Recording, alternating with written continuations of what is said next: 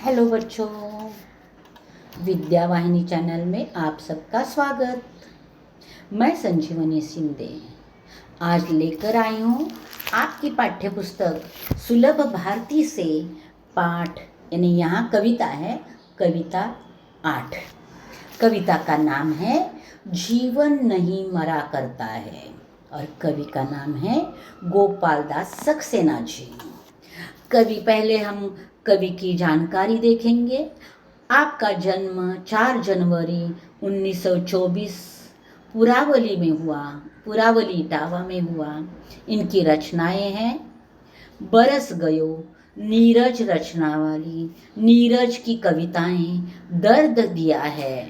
परिचय: पद्म भूषण गोपाल दास सक्सेना नीरज जी कवि सम्मेलनों के मंचों पर काव्यवाचक एवं विख्यात गीतकार है। प्रस्तुत कविता में कवि ने विविध उदाहरणों के माध्यम से जीवन की समस्याओं और उसकी शाश्वतता की ओर संकेत किया है। देखो बच्चों, हम कविता की थोड़ी थोड़ी पंक्तियाँ पढ़ते हुए स्पष्ट करते हुए आगे बढ़ेंगे।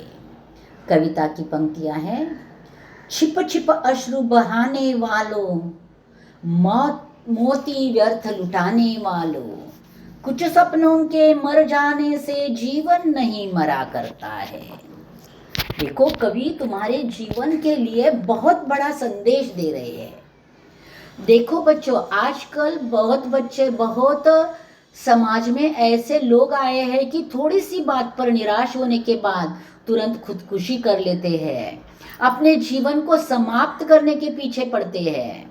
लेकिन कवि आपको संदेश दे रहा है कि छिप छिप अश्रु बहाने वालों, यानी जो दुखी होते हैं तो समाज से अपना दुख छिपाकर छिप छिप कर रोते हैं। तो कवि कहते हैं कि आपने आंखों के ये मोती है व्यर्थ लुटाने वालों, यानी क्यों लुटा रहे हो व्यर्थ? आपके जीवन का कोई एकाध सपना ऐसा है कि जो नहीं पूरा हुआ है, तो एक सपना नहीं पूरा हुआ है तो आपका जीवन नहीं मरता, आपका जीवन तो आगे है। दूसरा सपना देखो, उसे पूरा करने के लिए मेहनत करो। अपना एक सपना पूरा नहीं हुआ इसलिए अपना जीवन समाप्त करने की जरूरत नहीं है। कुछ सपनों के मर जाने से जीवन नहीं मरा करता है, यानी कोई सपना सफल नहीं हुआ तो अपना जीवन नहीं मरता है। हमारा जीवन आगे चल रहा है, हम नया सपना देखेंगे और उसे पूरा करने की कोशिश करेंगे। अगली, माला बिखर गई तो क्या है, खुद ही हल हो गई समस्या, आंसू गर नीलम हुए तो समझो पूरी हुई समस्या। तो कवि देखो क्या कहते हैं, माला बिखर गई तो क्या, खुद ही हल को हो गई समस्या, आंसू गर नीलाम हुए तो समझो पूरी हुई समस्या। माला बिखर गए, माला टूटी, जैसे कि माला में यानी एक धागे में अनेक मोती जब पिरोए जाते हैं तो वो माला बन जाती है। लेकिन वही माला जो है उसका धागा टूट गया तो माला के मोती जो है वो बिखर जाते हैं, फैल जाते हैं। बिखरना यानी फैलना, फैल जाते हैं। आंसू गर नीलाम हुए तो, आंसू गर नीलाम हुए तो, आंसू नीलाम होना यानी बेच दिए तो। देखो, आंसू बेच दिए तो अपने आप अपने आंखों में आंसू आएंगे ही नहीं। दुख होने के बाद आंसू आते हैं, लेकिन अगर आंसू ही बेच दिए, नीलाम हो गए हैं तो कहाँ से आंसू आएंगे? समझो पूरी हुई समस्या। आपको दुख ही होता नहीं है तो समस्या कहाँ रहेगी? समस्या पूरी हो जाएगी। रूठे दिवस मनाने वालों, फटी कमीज सिलाने वालों, कुछ दीपों के बुझ जाने से आंगन नहीं मरा करता है। रूठे दिवस मनाने वालों, यानी रूठे दिन आते हैं तो उसे मनाना पड़ता है। फटी कमीज सिलाने वालों, अगर अपनी कमीज फटी है तो उसे हम टाका डाल कर फिर से उसे एक बार पहनने के लायक बना देते हैं। कुछ दीपों के बुझ जाने से आंगन नहीं मरा करता है। और जैसे देखो कि हमने आंगन में कई दीप जलाए हैं, उसमें से कुछ बुझ गए तो आंगन नहीं भरता, आंगन तो वही का वही है, हम दूसरे दीप जला सकते हैं। वही अर्थ है जो पहली दो पंक्तियों में है कि हमारा सपना टूट गया, हमारा सपना पूरा नहीं हुआ तो हम उससे ना डरते हैं, ना हमें डरना चाहिए। तो हमारे जीवन को जीवित रखकर नए सपने देखने चाहिए। वैसे कई दीप बुझने के बाद आंगन नहीं मरता, नए दीप को हम जलाने वाले हैं। यानी अपनी आशा को नहीं कहना, नहीं भूलना, अपनी आशा को मरने नहीं देना, यह संदेश कवि कविता से दे रहे हैं। खोता कुछ भी नहीं यहाँ पर, केवल जिल्द बदलती पोथी। जैसे रात उतार चांदनी, पहने सुबह धूप की धोती। वस्त्र बदल कर आने वालों,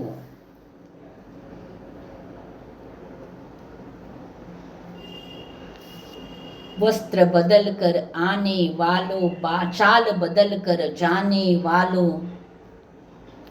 चंद खिलौने के खोने से बचपन नहीं मरा करता है। खोता कुछ भी नहीं यहाँ पर, कवि कहता है कि खोता कुछ भी नहीं है, क्योंकि कुछ खोया तो उससे ज़्यादा पाने की मेहनत हम करेंगे तो जो खोया है उससे कई गुना ज़्यादा हमें मिल सकता है। केवल जिल्द बदलती पोथी, जिल्द यानी ऊपर का आवरण। देखो अपना पुस्तक है, अपना पाठ्य पुस्तक है, उसको कवर चढ़ाया जाता है। तो कवि कहता है यहाँ कुछ बदलता नहीं, पुस्तक वही की वही है। पुस्तक का सिर्फ जो कवर है, जो आवरण है, बाह्य आवरण है, वह बदला जाता है, पोथी वैसी की वैसी है।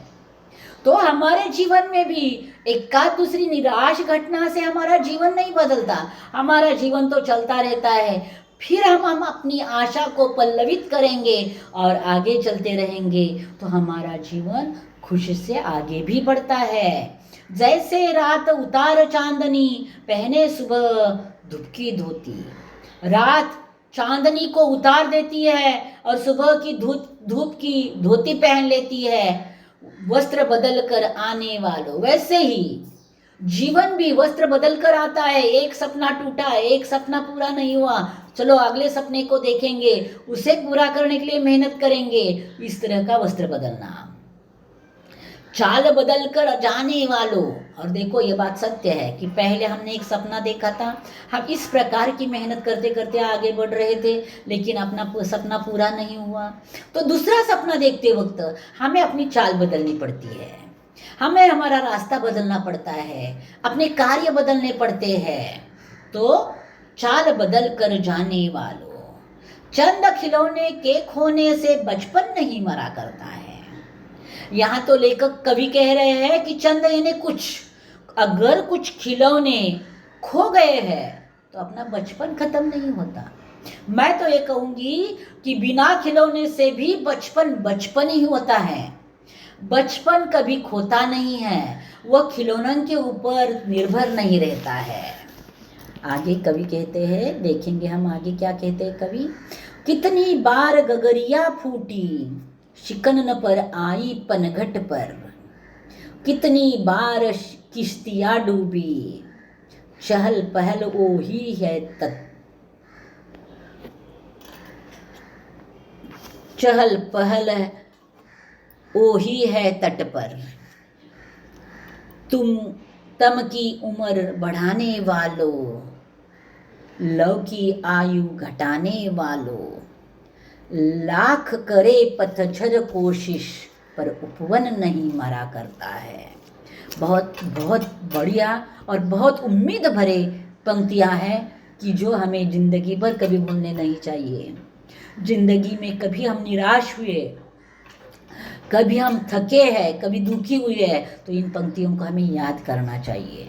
कितनी बार गगरिया फूटी, गगरिया ने मिट्टी के घड़े, जो पानी लाने के लिए स्त्रियाँ गगरिया लेकर पनघट पर जाती है, लेकिन मिट्टी के होने के कारण कई बार टूटती है।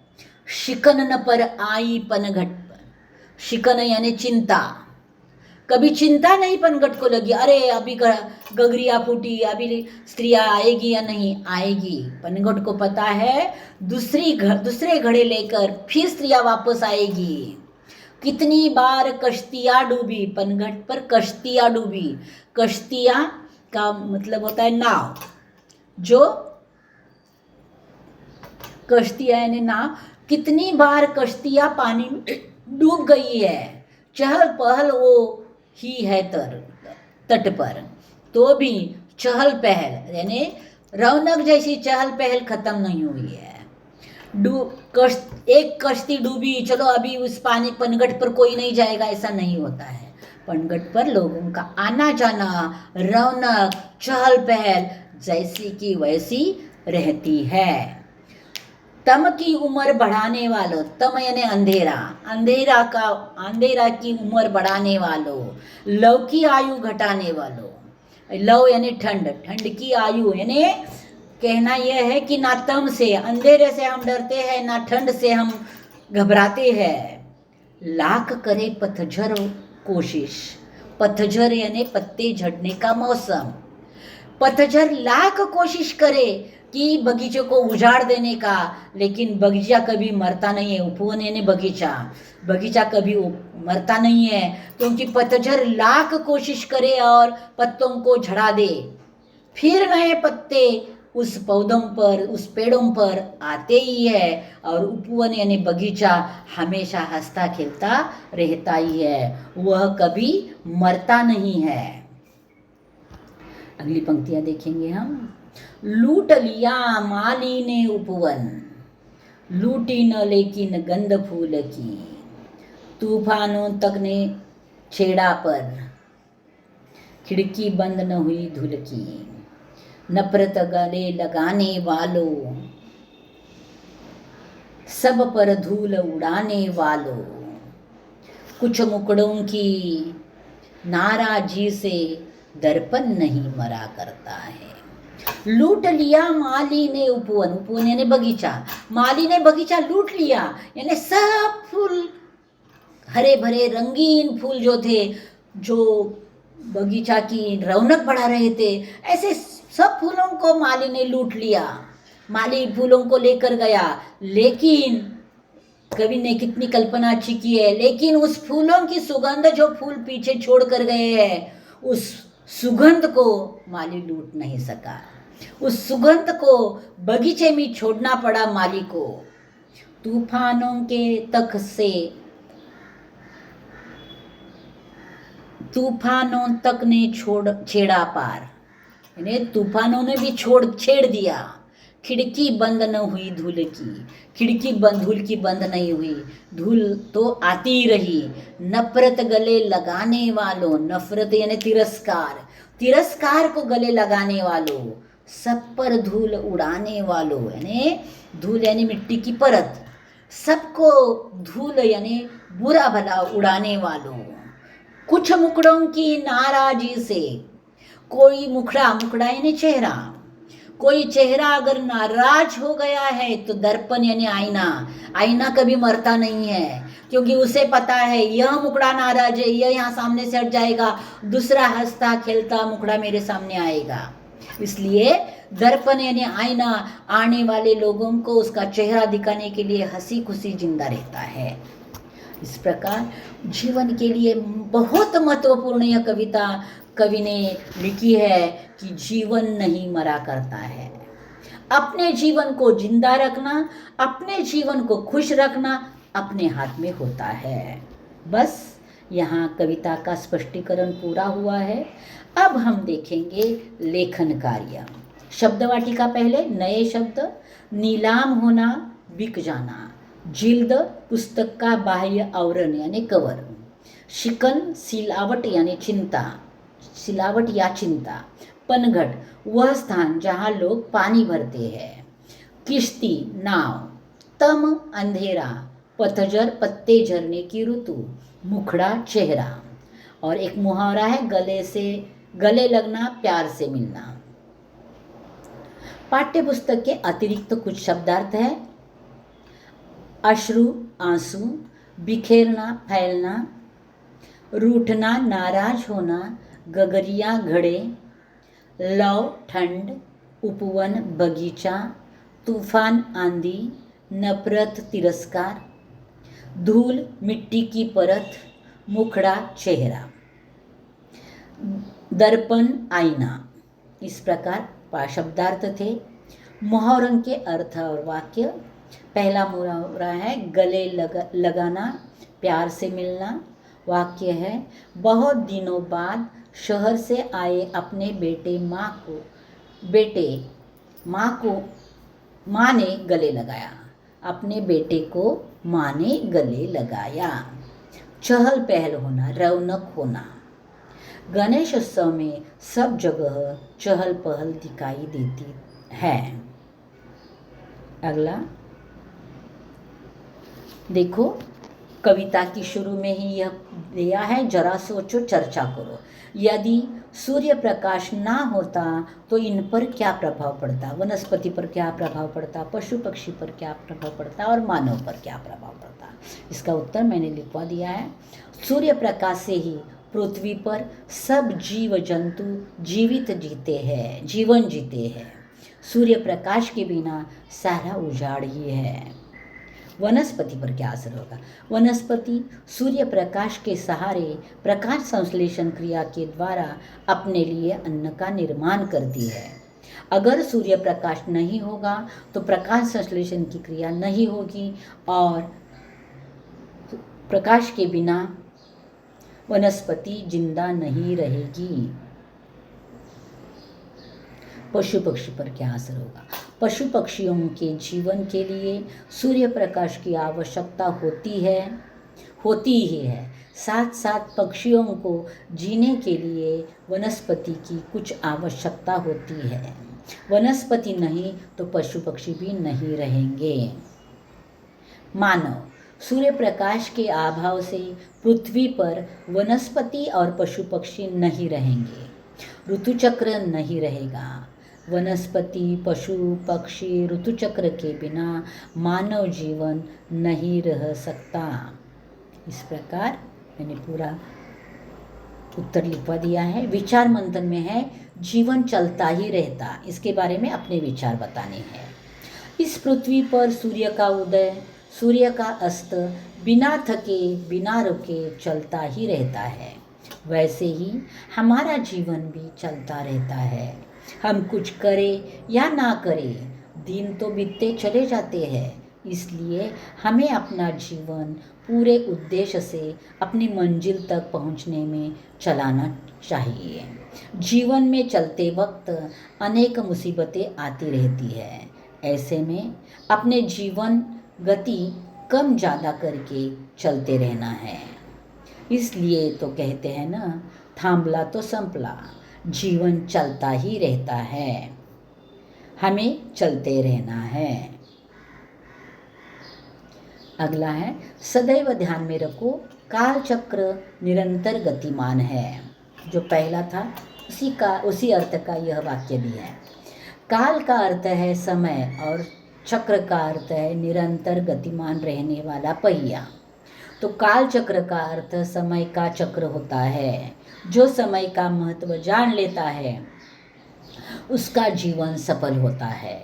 इसीलिए कहते हैं, जो समय का पालन करता है वह जीवन की आधी सफलता शुरू में पा जाता है। जो मनुष्य समय के साथ नहीं चलता वह जीवन में पीछे रह जाता है। निम्नलिखित पंक्तियों का अर्थ लिखो। पंक्तियां हैं, लाख करे पतझड़ कोशिश पर उपवन नहीं मरा करता है। उसका अर्थ है, पतझड़ का मौसम आने के बाद पेड़ों पौधों के पत्ते झड़ने लगते हैं, बाग बगीचे उजाड़ लगने लगते हैं, सारा वातावरण निराश और दुखमय होता है, लेकिन उपवन नहीं मरता। फिर वसंत आता है, फिर नए पत्ते निकल आते हैं और उपवन हरा भरा हो जाता है। वैसे ही मानव जीवन में अनेक मुसीबतें आने के बाद भी मानव के जीवन की गति कम ज़्यादा होती है, लेकिन वह फिर नए उत्साह से जीवन जीने लगता है। अगला प्रश्न है, कितनी बार गगरिया फूटी शिकन पर आई पनघट पर। इस पंक्ति का अर्थ है, गगरिया यानी मिट्टी का घड़ा पनघट पर पानी भरने के लिए आई स्त्रियों के हाथों से या फिर सिर पर लिए हुए गगरिये गिर कर कितने टूटे, लेकिन पनघट उसकी चिंता में नहीं घिरा रहता। आने वाली नई स्त्रियों का वह स्वागत करता है। इस प्रकार हमारे जीवन में भी अनेक मुसीबतें आती है, लेकिन मुसीबतों का सामना करते हुए हमें आगे बढ़ना है, उसकी चिंता करते हुए रुकना नहीं है, तो हमारा जीवन खुशी से आगे बढ़ेगा। अगला, इस कविता का मुख्य आशय लिखो। इस कविता का मुख्य उद्देश्य यह है, मानव जीवन में अनेक समस्याएं आती रहती है, उनके अनेक मुसीबतों का सामना करना पड़ता है, लेकिन उस मुसीबत या संकट से निराश होकर हम रुक गए तो हमारा जीवन आगे नहीं बढ़ेगा। उनका सामना कर हमें आगे बढ़ना है, तो ही हम अपनी मंजिल तक पहुंच सकते हैं। अपनी मंजिल को पाने के लिए संकटों के बारे में या अन्य छोटी मोटी बातों पर हमें गौर करना नहीं है। तीसरा प्रश्न है, जीवन की आवश्यकता को बताने वाली पंक्तियां लिखो जो कविता में आई है। तो वो पंक्तियां मैंने ली है कविता से। जीवन की शाश्वतता को बताने वाली पंक्तियां, कुछ सपनों के मर जाने से जीवन नहीं मरा करता है, कुछ दीपों के बुझ जाने से आंगन नहीं मरा करता है, चंद खिलौने के खोने से बचपन नहीं मरा करता है, लाख करे पतझर कोशिश पर उपवन नहीं मरा करता है, कुछ मुखड़ों की नाराजी से दर्पण नहीं मरा करता है। इस प्रकार पंक्तियां हैं। अब आया है भाषा की ओर। भाषा की ओर यानी व्याकरण विभाग होता है। यहाँ कुछ विराम चिन्ह दिए हैं, वो हम एक एक करके देखेंगे। यह आकृति जो सामने है वह आपकी पाठ्य पुस्तक में ही कविता के साथ दी है। मैंने उसको अपने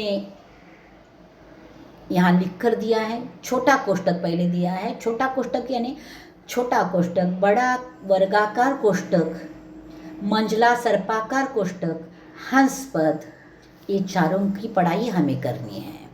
पहला है छोटा कोष्टक, जो सामने कोष्टक के सामने दिखाई देता है वो कोष्टक करना है। क्रम सूचक अक्षर, अंक, संवादमय लेखों में हावभाव सूचित करने के लिए इसका प्रयोग किया जाता है। यानी देखो, एक नाटिका चल रही है तो उनमें से शब्द जो है वो बोले जाते हैं, लेकिन बैठते बैठते कहा, तो बैठते बैठते कहा ये बोला नहीं जाता, तो वो बैठते बैठते ब्रैकेट में दिया जाता है, वो कृति करते करते बोलना है। इस प्रकार वह कोष्टक होता है, छोटा कोष्टक। देखो, छोटा कोष्टक लगा कर दिखाया। सागर, आश्चर्य से, आप सब मेरा इंतजार कर रहे हैं, यानी आश्चर्य से, वो आश्चर्य से बोलेगा, लेकिन हमें कैसे पता चलेगा, इसके लिए वह कोष्टक में दिया है। इसके लिए छोटा कोष्टक उपयोग में लाया जाता है। निम्न प्रश्न हल करो, अ ब के लिए कोष्टक डाला है। दूसरा है, एक हो गया छोटा कोष्टक। अभी बड़ा वर्गाकार कोष्टक, वह सामने दिया है, वैसे लिखा जाता है। लेखन में त्रुटि या पूर्ति बताने दूसरे कोष्टक को घेरने के लिए इसका प्रयोग किया जाता है। बड़ा वर्गाकार कोष्टक कब लगाया जाता है? देखो, रविंद्रनाथ ठाकुर का अनुदित साहित्य सब पढ़ते हैं।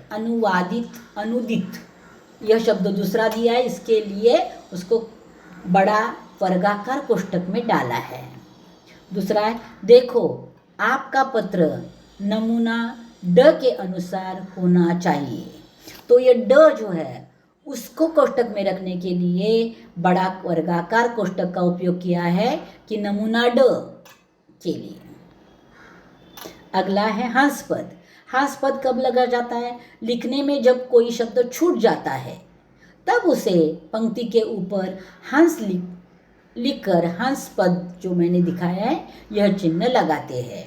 उसके लिए उदाहरण हंस पद का देखो, अस्मी ने भेंट कार्ड बनाया, लेकिन मुझे कहना था कि अस्मी ने जो भेंट कार्ड बनाया वो सुंदर है, तो सुंदर मैं भूल गई थी, तो मैंने हंस पद लगाकर सुंदर लिखा है, तो वाक्य हो गया अस्मी ने सुंदर भेंट कार्ड बनाया। दूसरा, पिताजी कल आएंगे। कहाँ आएंगे लिखा ही नहीं, तो भूल गई थी, तो मैंने हंस पद लगाया, पिताजी कल मुंबई आएंगे। अगला, मंझला सर्पाकार कोष्टक। वह एक साधारण पद से संबंध रखने वाले अलग अलग पंक्तियों के शब्दों को मिलाने के लिए इसका मंझला सर्पाकार कोष्टक का प्रयोग करते हैं। मंझला सर्पाकार कोष्टक कब लगाया जाता है वह दिया है मैंने नीचे। गोदान, निर्मला, प्रेमचंद जी के प्रसिद्ध उपन्यास है, तो गोदान, निर्मला और गबन तीनों उपन्यास प्रेमचंद जी के हैं, तो तीनों को एक ही सर्पाकार कोष्टक में रखना है। तो देखो इस प्रकार जो सर्पाकार लाल रंग में दिखाया है उस प्रकार। तुलसीदास महाकवि माने जाते हैं, तो उसके लिए भी सर्पाकार कोष्टक रहेगा। अगला, विराम चिन्ह लगाओ, यानी जो हमने 4 विराम चिन्ह अभी पढ़े हैं उनको लगाने के लिए कुछ वाक्य दिए जो उसी आकृति में है, उनको मैंने लिया है। पहला है कामयानी महाकाव्य कवि जयशंकर प्रसाद, तो कामायनी को कोष्टक में रखना है, छोटा कोष्टक। अब दूसरा है बड़ा कोष्टक। विशाखा लंदन से दिल्ली आती है, हवा जैसी आने की सूचना नहीं देती, यानी विशाखा लंदन से दिल्ली आती है, हवा जैसी आने की सूचना नहीं देती, तो हवा जैसी उसको उपमा दी गई है, तो वह हो गई बड़े कोष्टक में। बाल भारती हिंदी की पुस्तक है, सुलभ भारती, तो बाल भारती सुलभ भारती सर्पाकार कोष्टक में रहेगी। किसी दिन हम भी आपके घर आएंगे, घर भूल गए थे तो हंस पद लगाया और उस वाक्य को पूरा किया। इस प्रकार यहाँ चारों वाक्य दिए, छोटा कोष्टक, बड़ा कोष्टक, सर्पाकार और हंस पद कैसे उपयोग में लाए जाते उसके उदाहरण यहाँ दिए हैं। अब देखो बच्चों, यहाँ यह कविता पूरी हुई है। कविता का सारा लेखन कार्य मैंने दिया है, साथ साथ विराम चिन्हों का व्याकरण भी मैंने दिया है। पूरा कार्य मैंने लिखवा कर दिया है, आपका काम आसान किया है। इसे आप ध्यान से पढ़ो, ध्यान से लिख कर रखो। अब अगला पाठ लेकर जल्दी ही मैं वापस आऊँगी। अगला पाठ नहीं है, अगला पाठ अभ्यास और पुनरावर्तन है, क्योंकि अपना आधा पोर्शन पूरा हो गया, इसके लिए अभ्यास और पुनरावर्तन को लेकर मैं आऊँगी। तब तक इंतज़ार में रहना। धन्यवाद बच्चों।